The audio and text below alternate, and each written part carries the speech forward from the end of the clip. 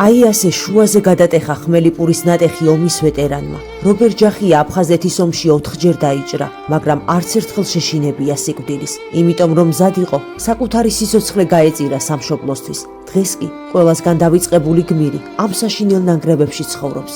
საბრალო კაც წლების წინ მანქანა დაეჯახა და ხერხემალი დაუზიანდა. ასევე მარცხენა ყურში საერთოდ არ აქვს მენა. მარცხენა თვალშიც ბოლომდე დაკარგა მხედველობა ომში დაჭრისას. თუმცა ავადმყოფობაზე მეტად ისაწუხებს, რომ დღეს ის ყველასგან დავიწყებულია.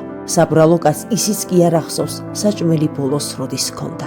შიმშილისგან და სიცივისგან დაუძლურებული ომის ვეტერანი აი ასე საცოდავად ჩამომჯდარა საწოლზე. არც ბალიში აქვს, არც თბილი საბანი და ამიტომ იძულებულია იმ ტანსაცმლით დაიძინოს, რომელიც მთელი დღის განმავლობაში გარეთ აცვია. სხვა ტანსაცმელი არც აქვს. მხოლოდ ახალგაზრდობის დროინდელი ეს ორი პიჯაკი შემორჩა. როდესაც ნოსტალგია შემოაწვება ხოლმე, გამოაღებს ძველ კარადას და იმ პიჯაკს იცვამს, რომელშიც თავისი ახალგაზრდობის წლები გაატარა. მაშინ ვერც კი წარმოიდგენდა, რომ ოდესმე ისე მოუწევდა ცხოვრება როგორც ბუნკერთან მყოფ ქუჩის მიუსაფარ სახლს.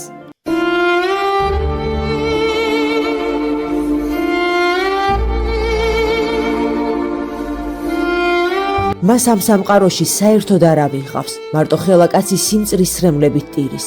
სადაცაა ეს ავარიული სახლი დაინგრევა და შიგ მოიყოლებს ჩვენი დროის გმირს.